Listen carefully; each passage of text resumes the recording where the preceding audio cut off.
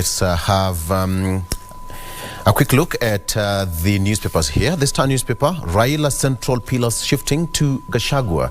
Raila central pillars shifting to Gachagua. None of the elected Jubilee MPs attended Azimio meeting.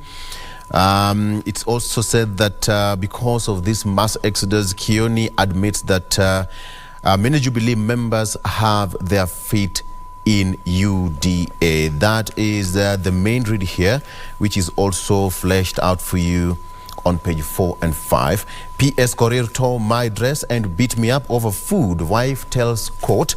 Devolution PS Julius Korir returned home hungry and beat up his wife after he found no food ready.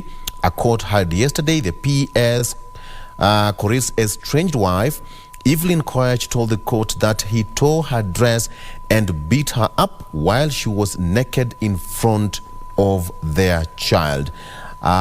She also told the court that she was heavily pregnant with their second child at the time and delivered 3 days later. Regulator now recalls all ARVs from Kikuyu-based maker to avoid confusion. Details shortly. Raila to lead Azimio supporters in parallel rally on Jamhuri Day. The reason why that is happening is that the rally on December 12th is meant to counter the national feat to be led by President William Ruto as part of what Azimio chief Raila Odinga and his team said is quote-unquote dictatorship of a failing regime. The decision to have a parallel Jamhuri Day celebration was made on Tuesday during the joint coalition meeting at SKM Command Center in Karen.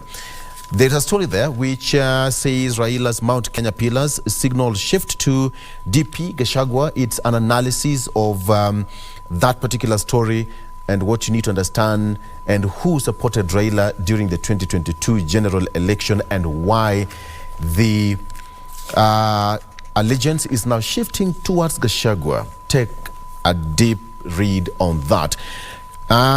Ministry recalls all ARVs by factory in Kikuyu town. A story says that the Ministry of Health has recalled all ARVs made by Universal Corporation Limited from the Kenyan market. The drugs are manufactured in Kikuyu town at UCL's factory, the only Kenyan factory pre-qualified by the World Health Organization to make ARVs. The government has previously flagged only 14 batches with bottles that had faulty packaging and stained tablets. This is a serious case as far as health matters is concerned. You can take a look at the story as well. Alarm as drought pushes wild animals onto highways, and now it is a serious threat to motorists using the Nairobi-Nakuru highway who are now warned to be wary of roaming wildlife. Most at times you will see them crossing the road in that particular region. Azimio, why IBC forced nabbed ouster hearings? The story says that the commissioners generally say that the poll agency commissioners feel process has a predetermined outcome after President Ruto's tweet. The commissioners generally held that they would only participate in the hearings if their preliminary objections to the probe were fully addressed. Of course, it's also expected that a report will be tabled in Parliament tomorrow. KEMSA on the spot over expired stocks. You can also look at that. Auditor General says that state medical supplier breached procurement law, irregularly hired excess staff. So that is part of what is happening on the Star newspaper.